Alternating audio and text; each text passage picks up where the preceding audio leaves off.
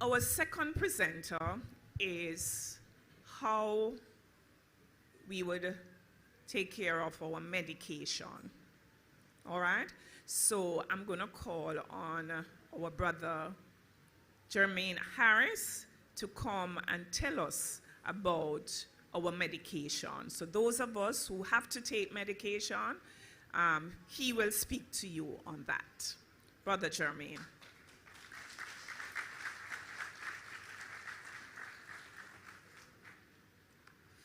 Greetings, Mount Salem Open Bible family.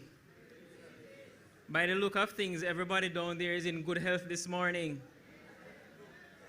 I'm hoping it's because of that fantastic presentation that you had just now. Everybody feel nice and empowered, right?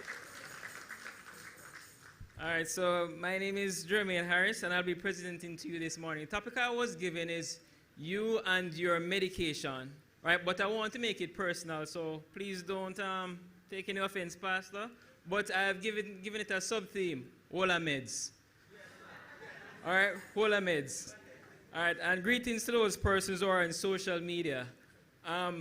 When I was thinking of the topic, I'm saying, how am I going to present this at a Sunday morning service to all different audiences? So I said to my wife, how am I going to present something like this? She said, well, Jermaine, you're in the pharmacy every day. So talk to the people like how you would talk to them when they come inside the pharmacy. So please don't think that I'm not a scientist, because I'll be avoiding the jargons and make things sound simple as they are. All right, I'm just breaking it down. So for those persons who are on social media, I'm actually a pharmacist. So when you hear the presentation, don't think that I'm just a common person on the roadside, a roadside pharmacist, all right? I'm just making that disclaimer. All right. So we're actually celebrating our pharmaceutical conference. I actually came all the way from Falmouth this morning because I made a commitment to be here from last month. So pardon me if you see me rush out right after the service and you don't get to ask me some questions, but everybody knows where to find me, right? I'm beside Subway at Vencer's Pharmacy. So our theme this morning for the PSJ theme this year for the PSJ, Pharmaceutical Society of Jamaica Conference, is Pharmacists Trusted, Empowered, and United for Action. All right, what does that mean? If you think of the profession that you have now, pharmacy is probably the only place you can just walk in and walk up to the professional and ask the pharmacist some questions, right? You think about it. It was just last Thursday I had somebody call the pharmacy and said she's having an asthma attack. She thinks she's wheezing. What should she do? So I said to her, go straight to the hospital. Half an hour later, I look around. The door was buzzing. She came inside of the pharmacy having an asthma attack. I said, no, this is not the place for you. You need to go and get medical attention because asthma is very serious. And if we have any asthmatics in here, you know how serious asthma can be, because you might need meds such as nebulization.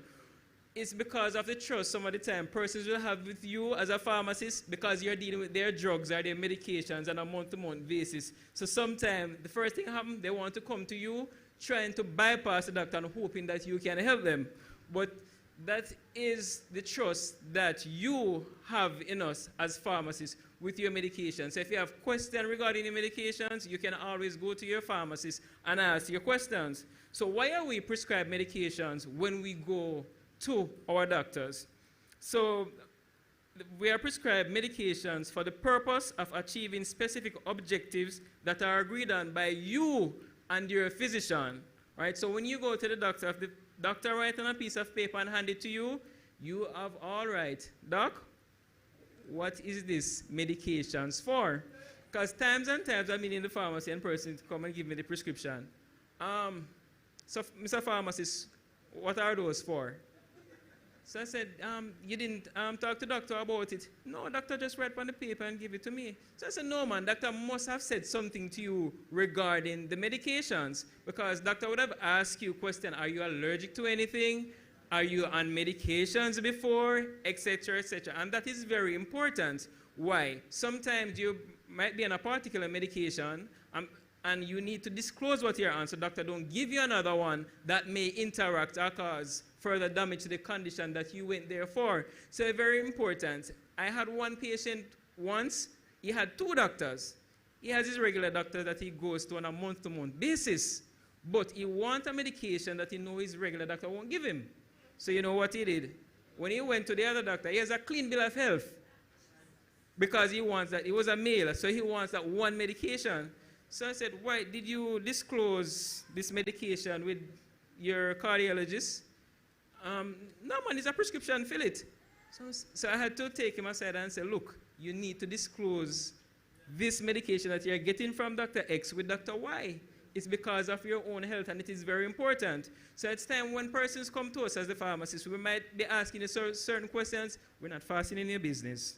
Let me just make that clear. If the doctor asks you a question regarding your medication, they're not fasting in your business, but they just want to make sure that the medication that they're giving you is it's effective, and you won't have any further complications than what you went there for before. And one very common one, well, it's not so much so common now, are persons who suffer from allergies, such as penicillin allergies. There are times I'll be in the pharmacy and a parent would come with a prescription for their child. And by the time I mix the antibiotic, I'm going, no, I don't want that one in the purple box because the last time I take it, etc., the child was allergic to it. But I'm saying, did you let doctor know that the child was allergic to any medication? And I said, oh, I never remember. But some of the times when you come to the pharmacist will make those checks and can further advise you when you come. All right, so it's very important to disclose to your physician any medications that you're on, if you're allergic to any medications. So it is not, here's a prescription, go to the pharmacy and fill it. Doctor will have a conversation with you, and you have a conversation with your doctor, because in this whole cascade of health, it is you who is the patient or the person who's turning up. It is your health that we're trying to adjust. All right? So you can ask questions like, doctor, what is this medication for? Remember, disclose any allergy. And that is the first point. Why are you prescribed a drug? The second point I like to make is some terms that we like to use. Some persons will say, I don't like to take medication because they have side effects. All right? We commonly use the word side effect, like it is a bad thing. Side effect is not always a bad thing as I would like it to be. I've been in Walmart when I was going to pick up a bottle of NyQuil, and one of the warning I said, NyQuil is something, it's diphenhydramine, commonly used for allergies. It says, do not use to sedate the child. Remember, it's used for allergies, but the warning is, do not use to sedate children. So persons take advantage of the side effect of NyQuil, which is the drowsiness. And just a couple of weeks ago, I had one mother came inside the pharmacy, said she was out of her cough medicine, so she needed to refill the prescription for it. So I said, okay then. So I said, did it work? He said, yes, it worked beautiful the last time, but the cough is on, and I need a refill. So she had the two children inside the pharmacy, and she said, yes, I give them some before they go to bed in the night. I said, no, don't do that. All right? So she's using that medication because it does cause drowsiness. So that's the side effect. What we should be concerned about as physicians and our patients are something that are called adverse drug reactions. That's when you give regular doses of your medication, but you might have some severe allergies or undesired effects from that. You give the normal dose. No, it's not an overdose. It's not like when you go to the pharmacy and you buy Cetamol, you buy Paramal, you buy Paracetamol, you take acetaminophen, and all of these drugs, they have the same ingredients. But persons, because they have different names, they take them at different points in time because they're suffering from the symptoms. So we need to be careful when you go to the pharmacy and you buy over-the-counter medications, because we have two terms in pharmacy that I usually educate my trainees. Well, I wouldn't say trainees, my preceptees when they come in. A preceptee is a pharmacist that's learning the trade, and we are the one teaching them. So we are the preceptor, they're the preceptee. And I also say to my technicians, what do you understand by a brand and a generic drug? And they will say, okay, they start thinking about name brand, they start thinking about Nike and Mike. But I said, no, it's not the same thing. It's not Nike and Mike. All right, so Nike, you know, the brand Nike, but you might get a next brand, say M-I-K-E instead of N-I-K-E. It's not the same with pharmaceuticals. right? A brand name drugs, we give it a term, the brand name, because there are persons who we call innovators. They came up with the drug. So they would have to pay for drug studies because these drugs are tested before they come to the market, before you can get it. And it is very expensive. And during COVID, I know a lot of persons, well, we are still in COVID. I know a lot of persons who are concerned about the vaccines and how fast they were made, but there were studies that were done on them, and they were very expensive studies, all right, because we have a lot of NDAs, new drug applications, that are filed every year, but only a few of them that makes it through. Why? Because the drug studies are very, very, very expensive, all right? So when a company invests in a drug study and they are given what is called a patent for a certain amount of years, they are the only ones who can carry it. Say, for example, 5, 10 years. So whatever they charge, you'll pay. But after that 5, 10 years has expired, then I can go and make that same thing that you make. No difference. There can be one or a few in terms of what I use to make it up, what we call excipients.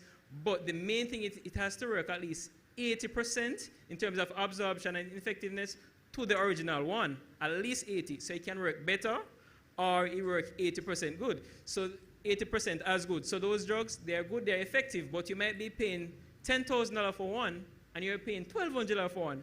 And in your mind, you say, no, something is not right. Why am I paying $12,000 for one drug, and I'm paying $1,200 for it? So that's one of the reasons why some brand names, you find them more expensive. So I have a hard time explaining to patients sometimes why you can take this one and that they have in the same thing. They say no, because of the price discrepancy, they think that there's something wrong with it.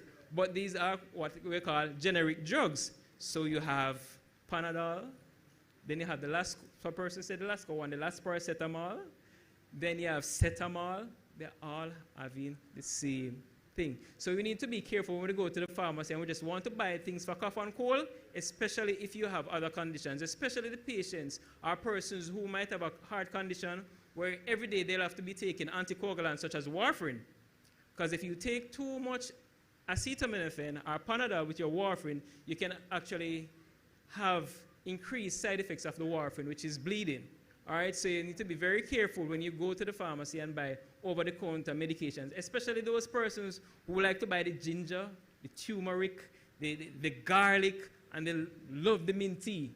So if you're buying over-the-counter medications and you're on your regular prescription drugs, please seek the advice of the pharmacist. We know we don't like pill, but everybody likes to take something over-the-counter because what? We say that it's more natural. Right? But please do seek advice when you purchase your over-the-counter medications. All right, so that's touching adverse drug reactions versus side effects. Right? So adverse drug reaction, remember, those are the desired effects that you do not want even when you give the regular dose of the medication. But the side effects, they can be good, they can be bad sometimes, but adverse drug reactions, it is not good at any point in time. But sometimes we use drugs for the side effects. I remember I had a patient once when I was an intern pharmacist. So I was at the university, the hospital, practicing, and a patient came, it was a female, for Viagra. I'm like, why this patient needed Viagra? But when that drug came on the market, it was marketed primarily for hypertension, right? But because the men get so much good effects from that drug, they withdraw it off the market and market it from something else, mainly for men. All right, but when that prescription presents at the pharmacy, now I know that, okay, it is given for this condition and they're not taking it for anything else, especially if it's a female. All right, so that drug, what the innovators did was to capitalize on the side effect of that drug and now start to market it to the men. All right. So the last point I want to make is, before you leave the pharmacy, please ensure that you understand the labeling that's on your prescription. I make it my point of duty every single time I see somebody for the first time to have a one-on-one counseling with them to ensure that they know how to take the medication, as simple as the instructions might be. Yesterday, a colleague of mine was sharing with me during the conference that once he was dispensing a medication to a patient, and the label reads, take 1 tablet 3 times daily. But for some reason, the patient couldn't achieve any control of the blood pressure. So I said, no man, carry the medications, come and let me examine them and let we have some reconciliation of the medications. So when he came, he saw the box of medication, but the pills, they were all cut up. Yeah, so the patient finds somehow to cut the pill in 3. So you take a piece of it in the morning, piece midday, and a piece in the evening. So that's taking the 1 tablet 3 times daily. So sometimes we take some things for granted, but for me as a pharmacist now, and I'm in the field, certain things I do not take it for granted. You know, sometimes people might feel like I'm talking to them like I am dumb, but I try to break it down as simple as possible. So once a parent came to me with a prescription for his child for antibiotic and a cough medicine. So I said, okay, this one, make sure that you put it on the refrigerator, and this one you can give. It's a cough medicine. 2 days later, he came back to me and said, the medication changed color. I'm saying, what do you mean it changed color? It's now yellow. So I said, okay, how did you store it? He said, I put it on the fridge. So I said, what do you mean put it on the fridge? I put it on the fridge top. No. So I said, no, man. I said, you should have put it inside of the refrigerator. So now when I train my preceptees, I said to them, be careful of the preposition that you use. So I now understand that on is really different from in. So I said, put it inside the refrigerator. And if they are coming to me, for example, with biologics or injectables, I make sure I tell them, I'm giving you an ice pack to take it home, but when you reach home, put it in the bottom part of the fridge. And the bottom part of the fridge, you know where the bottom part, not the freezer. Because when you tell persons put it in the fridge, sometimes they put it in the freezer because what they're thinking that it might keep longer. All right, because if you put it in the freezer, it keeps longer than it's inside of the refrigerator. So for your medication advice, you can always ask your pharmacist any questions. And if you're uncertain about anything, ask your pharmacist. We are here, we are trusted, empowered, and we are united for action. Thank you very much. Have a good day.